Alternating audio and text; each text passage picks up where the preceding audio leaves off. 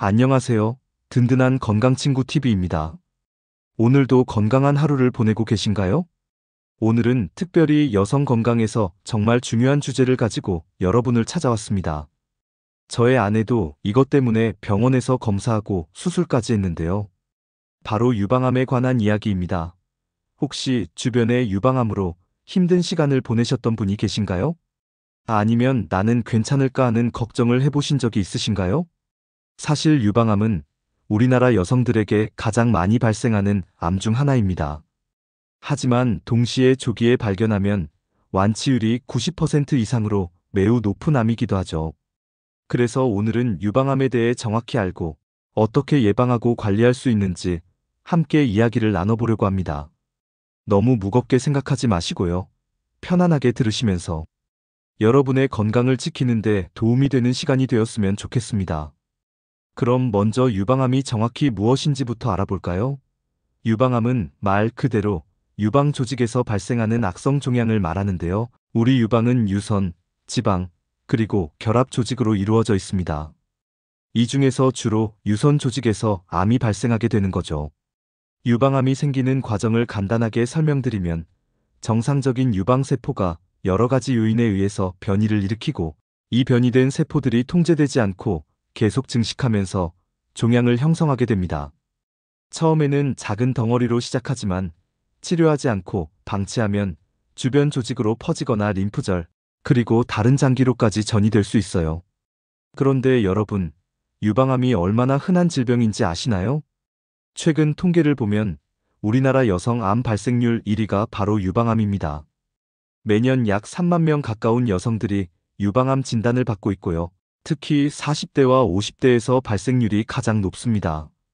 하지만 최근에는 30대, 심지어 20대에서도 유방암 환자가 증가하는 추세라서 더 이상 중년 여성만의 질병이 아니라는 점을 꼭 말씀드리고 싶어요. 그래서 모든 연령대의 여성분들이 관심을 가지고 주의를 기울여야 하는 거죠. 자, 그럼 이제 많은 분들이 궁금해하시는 부분으로 넘어가 볼까요? 바로 유방암의 위험 요인에 대한 이야기입니다. 사실 유방암은 하나의 원인으로 발생하는 게 아니라 여러 가지 요인들이 복합적으로 작용해서 생기는 질병이에요. 먼저 가장 큰 위험 요인 중 하나는 나이입니다. 나이가 들수록 유방암 발생 위험이 높아지는데요. 특히 50세 이후에 발생률이 급격히 증가합니다. 이건 우리가 어쩔 수 없는 부분이지만 그렇기 때문에 더욱 정기적인 검진이 중요한 거예요. 두 번째로 중요한 요인은 가족력입니다. 만약 어머니나 자매, 할머니 같은 직계 가족 중에 유방암 환자가 있다면 유방암 발생 위험이 2배에서 3배 정도 높아진다고 알려져 있어요. 특히 유전자 변이, BRCA1이나 BRCA2 같은 유전자에 변이가 있는 경우에는 평생 유방암 발생 위험이 60%에서 80%까지 올라갈 수 있습니다. 그래서 가족력이 있으신 분들은 더욱 세심하게 관리하고 검진을 받으시는 게 중요해요. 그 다음으로는 호르몬 요인이 있습니다. 여성 호르몬인 에스트로겐에 오랫동안 노출될수록 유방암 위험이 높아지는데요. 예를 들어 초경이 빨랐거나 폐경이 늦어진 경우, 또는 출산 경험이 없거나 첫 출산 나이가 늦은 경우, 그리고 모유 수유를 하지 않은 경우에 위험도가 올라갑니다. 또한 호르몬 대체 요법을 장기간 받은 경우에도 유방암 위험이 증가할 수 있어요. 생활 습관도 빼놓을 수 없는 중요한 요인입니다. 비만, 특히 폐경 후 비만은 유방암 발생 위험을 크게 높이는데요. 지방 조직에서 에스트로겐이 생성되기 때문이에요. 또한 과도한 음주도 위험 요인인데 하루에 한 잔 이상의 술을 규칙적으로 마시는 경우 유방암 위험이 증가한다고 합니다. 흡연 역시 유방암 발생과 관련이 있고요. 운동 부족도 위험을 높이는 요인 중 하나예요. 이런 생활 습관 관련 요인들은 다행히 우리가 노력하면 바꿀 수 있는 부분들이죠. 그럼 이제 가장 중요한 이야기로 넘어가 볼게요. 바로 유방암의 증상과 조기 발견 방법입니다. 유방암의 가장 흔한 증상은 멍울이나 덩어리가 만져지는 거예요. 하지만 모든 멍울이 암은 아니고요. 대부분은 양성 종양이나 물혹인 경우가 많으니까 너무 걱정하지 마세요. 그래도 만져지는 멍울이 있다면 반드시 병원에 가서 확인을 받아보셔야 합니다. 암성 멍울의 특징을 말씀드리면 주로 단단하고 경계가 불분명하며 움직이지 않는 경우가 많아요. 멍울 외에도 여러 가지 증상들이 있는데요. 유방의 크기나 모양이 변하거나 피부가 움푹 들어가거나 오렌지 껍질처럼 변하는 경우도 주의해야 합니다. 또 유두에서 분비물이 나오거나 특히 피가 섞인 분비물이 나온다면 꼭 검사를 받아보셔야 해요. 유두가 함몰되거나 유방 피부에 발진이나 습진이 생기는 것도 유방암의 신호일 수 있습니다. 그리고 겨드랑이 부위에 멍울이 만져지는 경우에도 림프절로 전이된 것일 수 있으니 주의가 필요합니다. 이런 증상들을 조기에 발견하는 가장 좋은 방법이 바로 자가검진입니다. 자가검진은 생리가 끝나고 3일에서 5일 후에 하는 게 가장 좋은데요. 이때가 유방이 가장 부드럽고 멍울을 찾기 쉽기 때문이에요. 폐경 후에는 매달 같은 날짜를 정해서 하시면 됩니다. 자가검진 방법을 간단히 설명드리면 먼저 거울 앞에 서서 양팔을 내린 상태와 올린 상태에서 유방의 모양과 크기, 피부 상태를 관찰합니다. 그 다음에는 누워서 한쪽 팔을 머리 위로 올리고 반대쪽 손의 손가락 끝으로 유방 전체를 가볍게 원을 그리듯이 만져보면서 멍울이 있는지 확인하는 거예요. 겨드랑이 쪽까지 꼼꼼히 확인하는 것도 잊지 마시고요.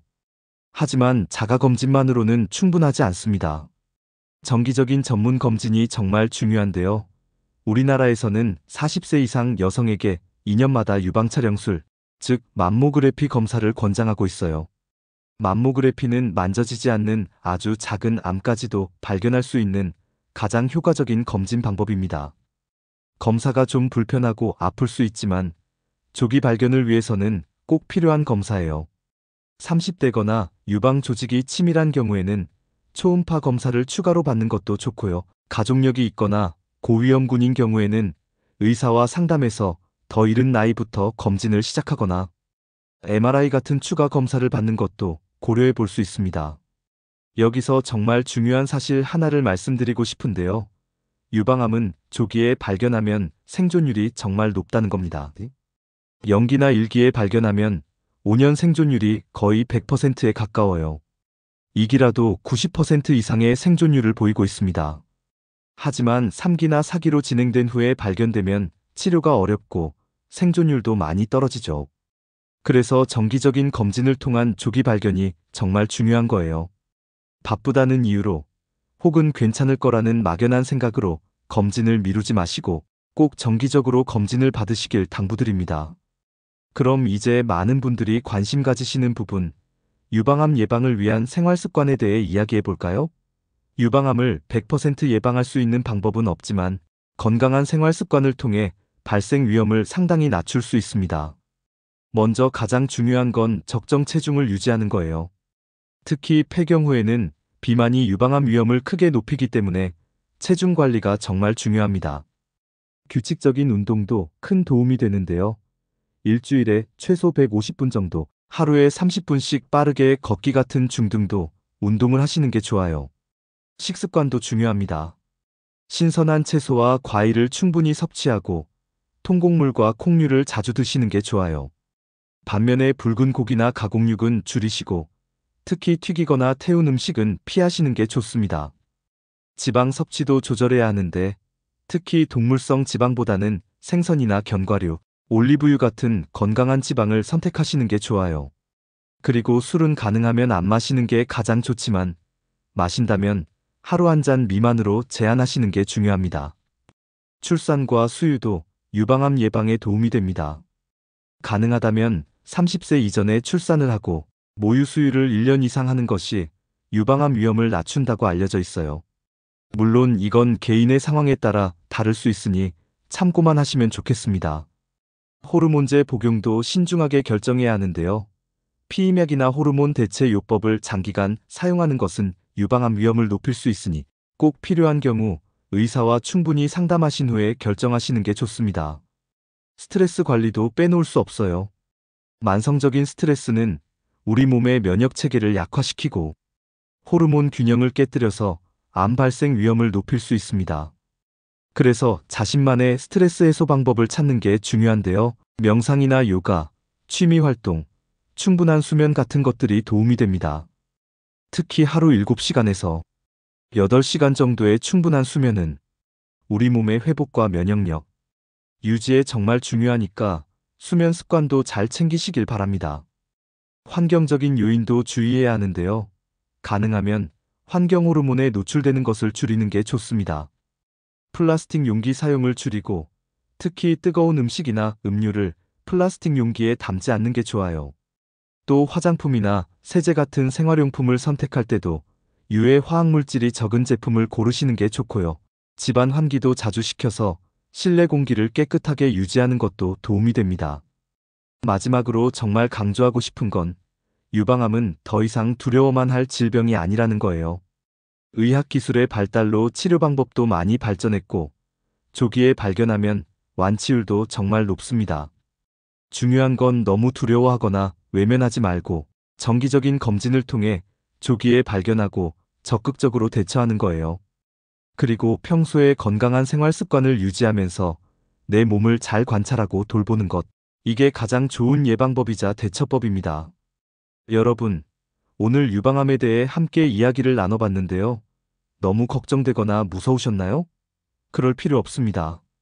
오늘 제가 말씀드린 내용들을 기억하시고 정기적인 검진과 건강한 생활 습관으로 여러분의 건강을 지켜나가시면 됩니다. 자가검진도 매달 꼭 실천하시고요. 40세가 넘으셨다면 2년마다 맘모그래피 검사도 꼭 받으시길 바랍니다. 혹시 유방에 이상이 느껴지거나 걱정되는 부분이 있다면 주저하지 말고 바로 병원을 방문하세요.